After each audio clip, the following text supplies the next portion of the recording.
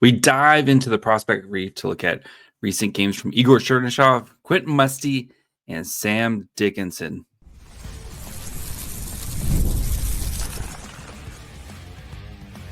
You're Locked On Sharks, your daily podcast on the San Jose Sharks, part of the Locked On Podcast Network, your team every day.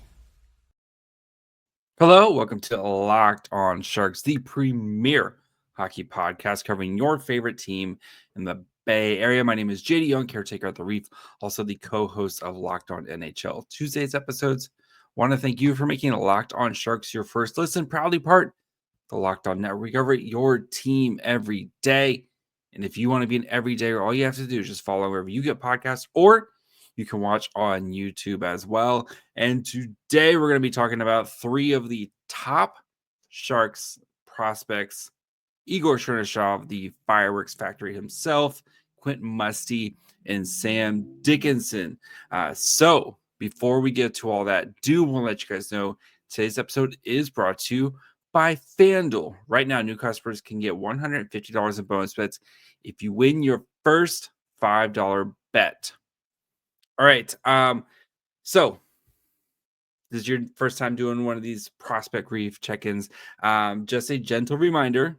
I unfortunately cannot show clips, even if you're watching on YouTube. It's just a thing we have at Locked On here. We cannot show clips on our YouTube channel. And plus, if you are a listening audience, as is, about half the people who partake in the show, wouldn't be a very fun podcast for you, right? So what I've done is I have watched recent games from Igor Chernyshov, Quentin Musty, and Sam Dickinson, three, again, of the top Sharks prospects who are not in San Jose right now, and want to do a nice deep dive on what we're seeing from these guys, kind of some of their strengths, what they need to work on, all that fun stuff. So let's start with the fireworks factory himself, Igor Chernyshov. So Chernyshov, so far this season, he's played 5 games in the OHL with Saginaw. We waited all this time for him to make his impact. And buddy, has he been doing it. He scored 8 goals, has 6 assists for 14 points in 5 games. He's almost at 3 points a game in 5 games with 19 shots on goal. That is ridiculous production. Okay. First of all, let's start with that number. Saginaw is a team, watching Saginaw. They are 100% all gas, no breaks, because they can't really play defense very well. And I know they have Zane Parekh. Zane Parekh's awesome, right? Top 10 pick in this last draft. If the Sharks had Zane Parekh in their system, we'd be super excited about Zane Parekh, what he's doing. But overall, this team cannot play defense to save their lives right now. So they have to outscore a lot of their problems.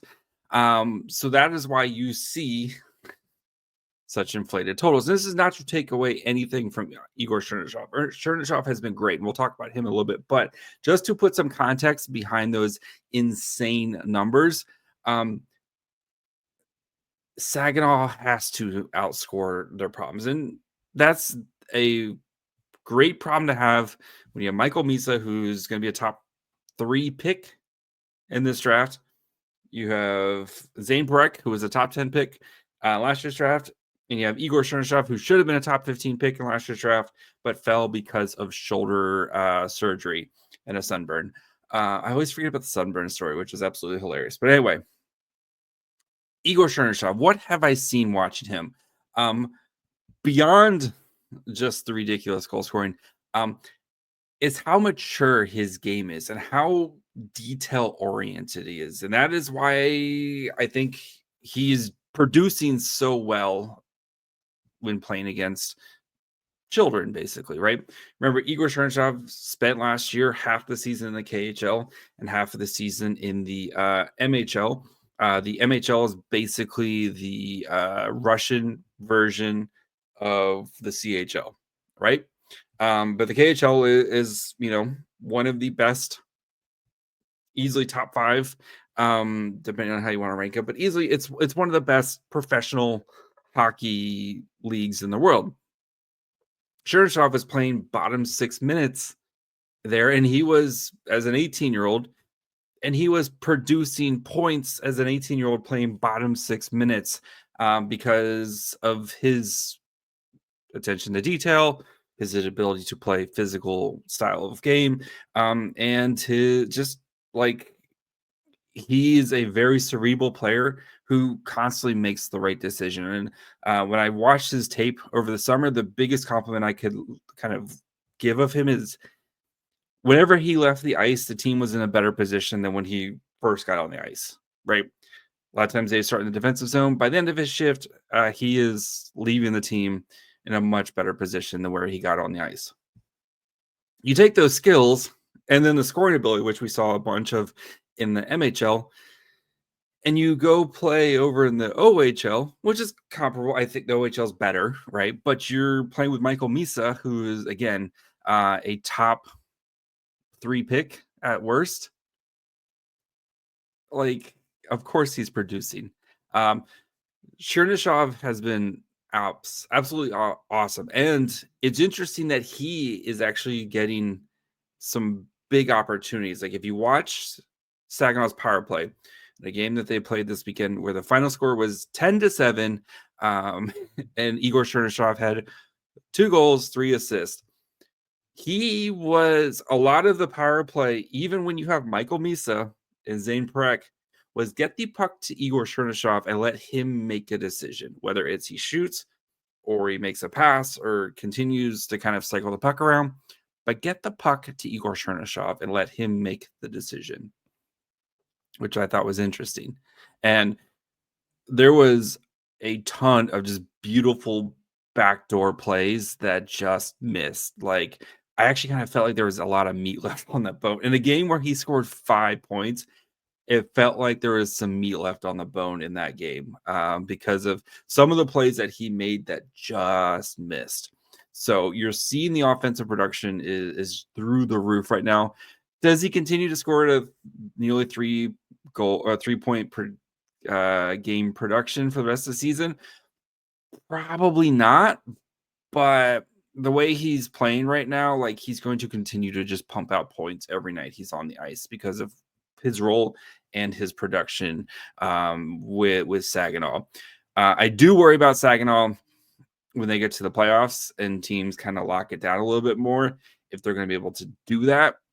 But that's not really my problem right now. So I think though what we're seeing for Chernyshov, right, a guy who's coming off shoulder surgery, like a guy who honestly could play in the AHL right now.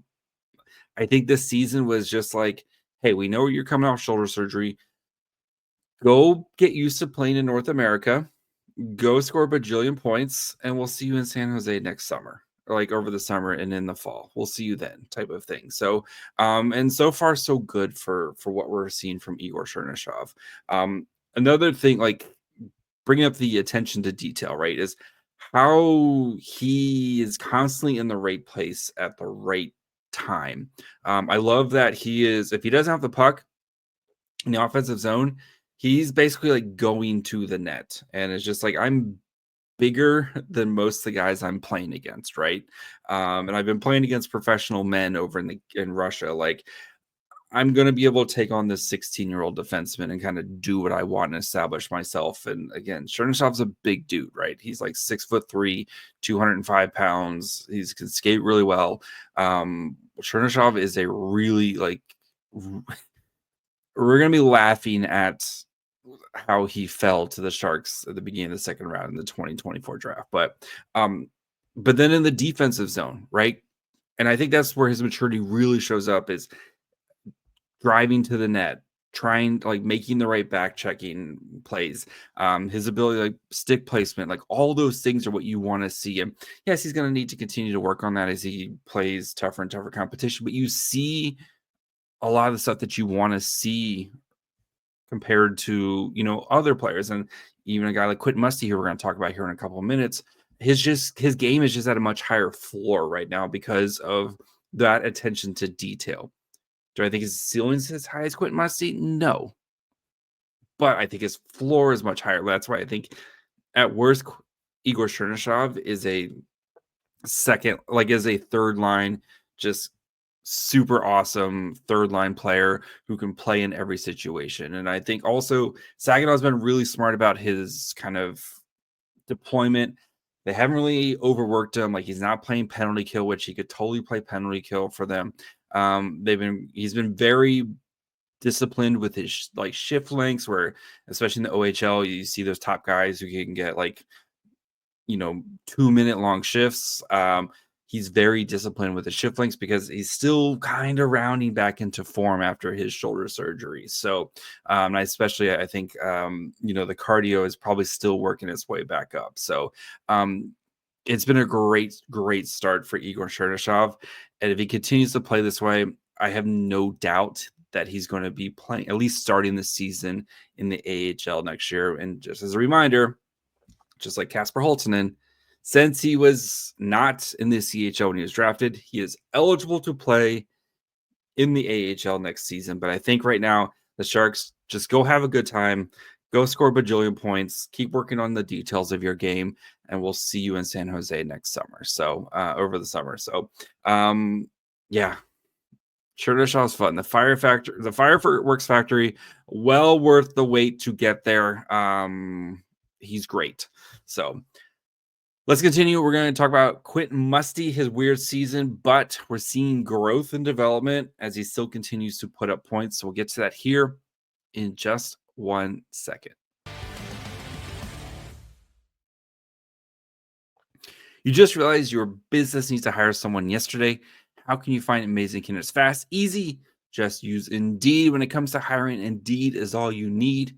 Stop struggling to get your job post seen on other sites. Indeed sponsored jobs put your posts at the top of the page and helps you reach the right candidates fast.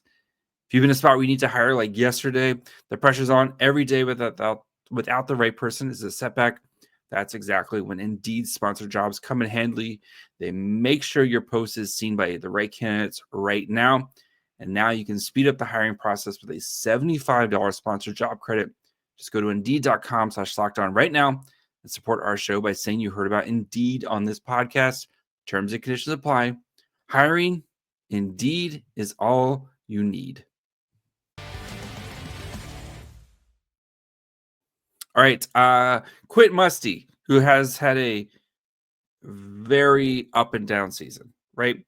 Of course, goes back from Sharks training camp, sits out a month, requested a trade demand, doesn't get it, decides to show back up, plays for about 3 weeks, breaks his hand, and then returns right after the OHL trade deadline, beginning of January. So, been playing since then. So let's check in on how he is doing. He this season, 22 games, 17 goals, 18 assists, 103 shots on goal. So the production has been there, right? And that's always been the thing with Quentin Musty is the dude can score. The dude is an absolute menace in the offensive zone. The things that he can do just with the puck, few in the Sharks prospect pool, like he is up there, like right up there with Will Smith, like celebrating like the stuff that he can do in the offensive zone, especially as big as he is, as strong as he is, like all that stuff. Absolute menace. And he has been producing so far this season. I think he's had like in the 22 games, I think he's had like 7 where he hasn't scored a goal. Like, dude is producing. But it's still been a weird season. And even like I watched his last 2 games. In a game against was it Saginaw? Who did he play? Anyway, one of the games he played where he ended up with a goal and an assist, but it didn't feel like a normal Quentin Musty game. It felt like he wasn't really kind of getting the same opportunities that we've seen from Quentin Musty. He was playing on like power play 2. He was, just kind of wasn't getting the normal like top line minutes. And it just felt kind of weird watching him. He was still making an impact. like in that game. But it just wasn't the same kind of opportunities that we've kind of seen from Quentin Musty. Again, he still had a goal and an assist in this game where it felt like he got like half the ice time that he normally does. But you did see where I think he has been working harder in the defensive zone, right? Is it perfect? No. Like, again, that's what we talked about with Chernyshov, right? Chernyshov has a higher floor right now because of his time that he spent in the KHL playing bottom 6 minutes, where basically, right, if you're not playing how we want you to play, we're more than happy to let you sit on the bench the entire time. Like that is kind of how, especially over there where they usually dress like 13 forwards, 7 defensemen. They're more than happy to have you sit on the bench for an entire game and not do anything. Like, that's fine. Musty, especially in North America, where you don't really have that same option, you're seeing him do more stuff in the defensive zone. You're seeing him do, work harder. I'd like to see him a little bit more on the back check a little bit harder in occasions like that, which is fine. Like, that is something that I think, again, we are nitpicking here. Do I think Quentin Musty's a bad prospect or anything like that? No, these are just areas that he is going to have to work on, especially when he turns pro next season. And 100% Quentin Musty is going to be on the Barracuda next year, because Quentin Musty is basically just kind of, to be honest, wasting his time right now. Like, he's working on the areas that he's working on the best he can, but he's not really putting into an opportunity to work on those areas as much as you would like. And I think this is one of those things where he's going to have to go to the Barracuda next year, and he's probably going to get his butt kicked for the first half of the season. And then things are probably going to click for him, and then he's going to have an awesome second half of the season. That is my kind of guess what I think is going to happen with Quentin Musty, because I think the areas that he needs to work on, he's just not getting tested right now, right? And you see glimpses of it, like he playing stronger on the boards, like back checking a little bit harder, kind of sticking to your defense, like your man in defense a little bit more, maybe not kind of pushing out of the zone as fast. All that stuff that you could do in the OHL and that he's asked to do in the OHL because he's asked to carry so much offensively, he's just not given a chance to kind of work on right now. The second game he played, where it was against Erie, where they lost 7-4, he scored 2 goals in this game and probably could have had like at least 2 to 3. He had some beautiful chances, and that's where you saw Quentin Musty do awesome Quentin Musty things. But the thing that stuck out to me in this game, they're down 3 goals with 30 seconds left, and he's out there. He blocked 2 shots. This game is well in hand. You're down again. You're down 3 goals with 30 seconds left, and they were like him laying out type of shots. Like, he struggled to get back to the bench on there, and those are the things that tell me, like, I think he can be solid in the defensive zone. And most of defense is just effort and trying hard, to be honest. Like, if you give me effort and you try hard, and again, you're not going to be perfect every time. If you could just do that and not just kind of be like a negative in the defensive zone, you're going to be fine. And that's why, again, I think right now it's just like, I think he's going to keep putting up points and stuff, but I think it's just hard to judge Musty on this season because he's such a big fish in a small pond right now. Because he's just so much bigger, faster, stronger than, most of the guys he's playing against. And he's just like, the guy can do whatever he wants in the offensive zone, and even in the neutral zone. Like, his transition game is beautiful. Like, his ability to just fake guys out and these little movements that he does to open up space, and then these passes that he makes, and like all the stuff that he does, it's so high level, but he's just not getting tested now because the competition is just, I don't want to say it's beneath him, but like, he just needs to be playing against tougher competition night in, night out. So, and like Sudbury's been struggling. Like, I thought Sudbury was, they made all these moves, or I thought they're playing really well, like kind of when Musty came back. And I really thought that they were going to be one of those teams that kind of maybe goes, second or third round of the playoffs. And the way they're playing right now, like there's a real opportunity for Musty to be playing AHL games this season, which again, I think is the best thing for him. So I'm still super high on Quentin Musty. Like, don't think that like I've knocked him down or anything like that. I'm just telling you, like, this season has just been kind of the worst case scenario for Quentin Musty between not, missing time, not getting the trade I think he really wanted, not and then breaking his hand. Like, I think it was just worst case scenario for him. And I think once he's finished here and he's able to go pro, again, I think he gets his butt kicked for the first half of the season or so as he kind of tries to figure things out for a little bit, but then all of a sudden things are going to click for him and he's going to take off. And that's my prediction right now. We have a long time to go before that, but that's just kind of my prediction right now for Quentin Musty. So yeah, he's still playing really well. He's still doing really awesome things. Quentin Musty's going to be just fine. So we're going to talk about Sam Dickinson, and the production's dropped off a little bit, but you should not be worried. So we'll talk about that here in just 1 second. When the game tips off, the NBA action is just getting started, and there's no better place to get on it than FanDuel, America's #1 sportsbook. With FanDuel, you can place live bets throughout the game, so even if you miss the opening tip-off or want to bet on fourth quarter comeback, you can stay in the action. If you're looking for a bigger payout, you can even combine your live bets into a same-game parlay. Nothing better than just rooting for Steph Curry to do Steph Curry things and go on a run, especially in the third quarter. So yeah, make some money. Watch Steph Curry do cool things. The app makes it super easy to use, and when you win, you get paid instantly. Right now, new FanDuel customers get $150 in bonus bets if you win your first $5 bet. Just visit FanDuel.com to join today.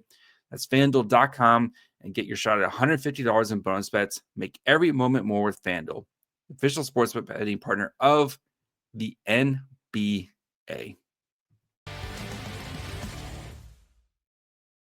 All right. Before we continue with Sam Dickinson, do want to, of course, thank you guys for making Locked On Sharks your first listen. For your second listen, go check out one of the other great shows here at the Locked On Network. You have Locked On Fantasy Hockey. If you need some help with who to start, who to sit, all that great stuff, they got you covered there. Or go check out any of the shows here in the Bay Area. You have Locked On Warriors, Locked On Niners, Locked On A's, Locked On Giants. Plenty of great stuff. The Locked On Network. We cover your team every day. All right, Sam Dickinson, who has started the season absolutely on fire when it came to point production. You've seen a little bit of a dip here. And again, which is fine. We'll explain that here in a minute. But let's check in on his stats. So 38 games this year, 20 goals, 39 assists, 169 shots on goal. Still one of the highest producing defensemen in the OHL. I'm pulling up the stats right now. When it comes to point production, he is fourth among defensemen. Zane Parekh, Henry Muse, Luca Morelli, and then Sam Dickinson. All these guys have more points than him. Sam Dickinson's also played like 7 less games than those guys. If you look at points per game, he is second behind Zane Parekh at 1.58 to 1.55. Like, Sam Dickinson has been an absolute monster this year when it comes to point production, but you have seen a little bit of a dip recently. And this is not to be anything to be worried about. Let's start with the explanation for the dip. Over World Juniors, the London Knights traded for Cam Allen, defenseman, in part of the Capitals prospect pool. Offensive defenseman, very good player. He has been partnered with Sam Dickinson and has been kind of taking on a little bit more of an offensive role, allowing Sam Dickinson to kind of focus more on the defensive side of the game, which is the area I think he needs to continue to iron out. Not to say, again, Sam Dickinson is a great two-way defenseman, but there's still areas that he needs to iron out, especially when he's under pressure, kind of the decision-making under pressure, stuff like that. Cam Allen's helped to kind of take a little bit of the load off of him. Therefore, slight drop in production. You go back to the beginning of the season, especially when Dickinson was just putting up numbers like crazy. London had a lot of guys who were in NHL camps. Like, they're also dealt with some injuries. Like, Sam Dickinson had to carry the load beginning of the season, and you saw a bunch of crazy production. You also saw a bunch of crazy mistakes. Now you're seeing way less of those crazy mistakes, and you're seeing a better Sam Dickinson. We'll see what happens with the production here, as Cam Allen might be in some trouble. I'll let you Google that if you haven't yet. But if you haven't heard the story, take 2 seconds to Google and see what happens there. We'll know more what kind of Cam Allen's fate and future is here, as a probable suspension is coming up. But so we could see Sam Dickinson's production jump up here, especially if Cam Allen is not around or not available for London for the foreseeable future. But I'm not worried about the production. Again, we know Sam Dickinson can help produce offense, right? And Sam Dickinson's going to produce offense for the Sharks when he gets to the NHL. And I don't think that's the area of the game that he needs to iron out, especially if he wants to be an NHL player next year, right? It's in his own zone. And Dickinson, who's playing anywhere from 25 to 30 minutes a night on a very good London team, on a very well-rounded London team, a team that if you want to get in a track meet, will be more than happy to score a bunch of points. Or if you want to get into a rock fight and then win a game 2-1, we can do that too. That's where Dickinson comes in, because of his ability to kind of fit whatever situation you need. And I really have seen growth in the defensive zone, and especially when it comes to that decision making, right? Still having those, I don't want kind of brain fart moments occasionally, but you're seeing way less of them. And you're also seeing less of them snowball into catastrophic effects, right? And I know a lot of people were down on Sam Dickinson after the World Juniors, where he did not play well, right? He will be the first to admit, I didn't play the way I wanted to play. Everybody saw it, right? And I think a lot of people were down. Since then, I think he's been playing some of his best hockey I've watched him play, because of his decision making, which I think is getting better and better every game. And I think he's just kind of simplified his game a little bit. And I hate that term, because it kind of makes it seem like, like puck off, especially for defensemen, right? Puck off the glass, dump it, chase, et cetera, et cetera. No, Sam Dickinson is still making awesome plays. I just think he's realizing, like, I can't do this thing anymore, where it's like I try to like outskate 3 dudes who are kind of hounding me. Like, I think he's in that like live to fight another play mentality, which I think is kind of coming more and more into focus with him. And that's, sometimes you just have to live to fight for the next shift, right? And sometimes you do have to just like eat the puck, or just like get a whistle, or just get it out of the zone, stuff like that. But I think he's just making smarter decisions right now, which is what you want to see. The dude can skate like the wind. He's big, he's physical, he's using his body more. I think once he continues to get stronger, like, he's gonna be an absolute menace in front of the crease, like knocking dude. Like, I think he's gonna be able to do that really well in the NHL. Again, he's 6'3", 205 pounds, and he doesn't turn 19 till the end of June. Like, absolute, like, going to be an absolute unit for the San Jose Sharks. Yeah, I'm really, really pleased with where Sam Dickinson is headed right now. And we're going to have plenty of time this summer to talk about like what his best kind of course for him is, for a guy who cannot play in the AHL next year because he's not old enough.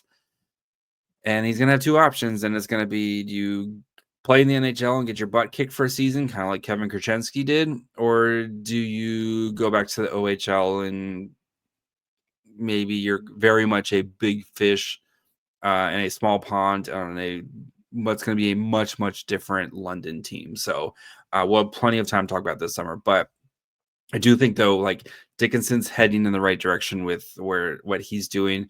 And like I said, I think he's been playing some of his best hockey. The highlights may not be there as much, but the subtle game is there. And I think having those highlight type games, if you need it in your back pocket, that's not the worst thing in the world. Just be able to have that whenever you need it and not need to rely on that like A+ game every night.